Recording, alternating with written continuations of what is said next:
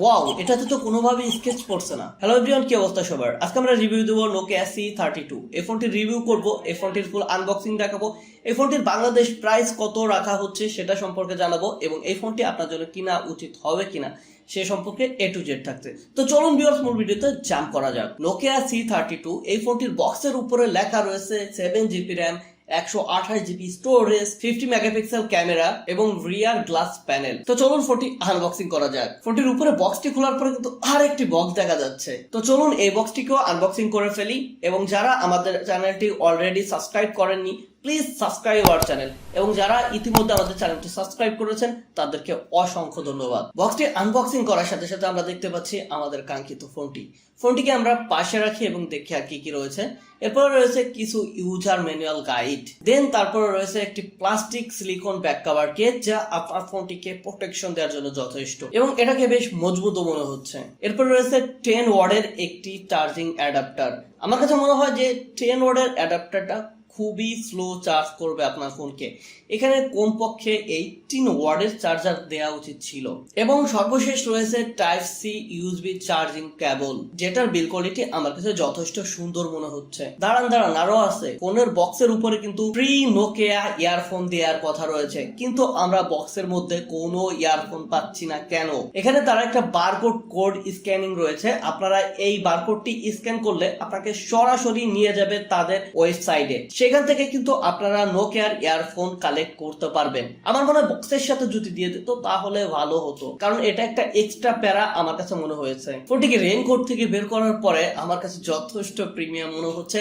ফোনটির ফ্রন্টে Corning gorilla glass 5 use করা হয়েছে, যথেষ্ট প্রোটেক্টিভ এবং অনেক অনেক সুন্দর লাগছে। তবে ফোনটি যদি ওয়াটার ড্রপ নচ না হয়ে পাঞ্চল কাটার হতো তাহলে লুক আরো বেশি সুন্দর হতো। ফোনটির রিয়ার প্যানেলে গ্লাস ব্যবহার করা হয়েছে, যেটা যথেষ্ট প্রিমিয়াম মনে হচ্ছে। ফোনটির লুক ব্যাক সাইড থেকে আমার কাছে অসাধারণ লাগছে। এটাকে আপনি যতই ঘষেন না কেন, এটা কিন্তু কোনোভাবেই কেস পড়ছে না। ফোনটির রাইট সাইডে রয়েছে sound ups and down button এবং একটি পাওয়ার বাটন। এই পাওয়ার বাটনটি মূলত ফিঙ্গারপ্রিন্ট সেন্সর হিসাবে কাজ করবে, কারণ এই ফোনটিতে ব্যবহার করা হয়েছে সাইড মাউন্ট ফিঙ্গারপ্রিন্ট। ফোনটির উপর দিকে 3.5mm হেডফোন জ্যাক রাখা হয়েছে, এবং ফোনটির লেফট সাইডে রয়েছে সিম ট্রে, যেখানে আপনি দুইটা সিমের পাশাপাশি একটা এক্সট্রা মেমোরি কার্ডও ব্যবহার করতে পারবেন। এবং ফোনটির নিচের দিকে রয়েছে একটি primary mic, type C charging port এবং স্পিকার গিল। এই ফোনটিতে আয়ার ব্লাস্টার ইউজ করা হয়নি। সাধারণত কম প্রাইসের ফোনে আয়ার ব্লাস্টারটা আমরা দেখতে পাই না।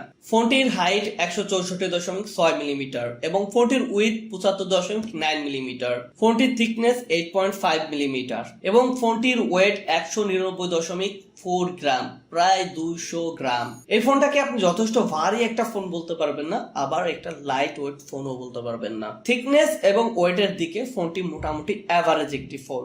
যেহেতু ফোনটির রিয়ারে গ্লাস শিল্ড ইউজ করেছে, যে কারণে ফোনটির ওয়েট একটু আপনার কাছে বেশি মনে হতে পারে। এবং এই ফোনটি কিন্তু একটি ওয়াটারপ্রুফ ও ডাস্ট প্রুফ ফোন, যেখানে IP52 সাপোর্টেড রয়েছে। ফোনটির ডিসপ্লেতে ব্যবহার করা হচ্ছে 6.51 ইঞ্চির একটি LCD capacitive touch screen display, যার রেজোলিউশন রয়েছে 720x1600 পিক্সেল, এবং এই ফোনটির অ্যাকসেপ্ট রেশিও 20:9, 270 PPI ডেনসিটি। যেহেতু এটা একটি লো বাজেটের ফোন, সেহেতু এই ফোনে কিন্তু আহামরি ভালো কোনো ডিসপ্লে তারা ব্যবহার করেনি। অ্যাজ ইউজুয়াল এভারেজ একটি ডিসপ্লে তারা এখানে প্রোভাইড করেছে। ফোনটি যদি লো লাইটে আপনারা দেখেন তাহলে মোটামুটি ভালো একটা পারফরমেন্স পাবেন। তবে আপনি যখন ডিরেক্ট সানলাইটে এই ফোনটি ইউজ করবেন তখন এটার ডিসপ্লে ব্রাইটনেস অনেকটা ঘাটতি পাবেন। এছাড়া ফোনটির চিন এবং বেজেলও বেশ মোটা মনে হয়েছে আমার কাছে। ফোনটি রান করবে অ্যান্ড্রয়েড ভার্সন 13 দ্বারা, যেটা বেশ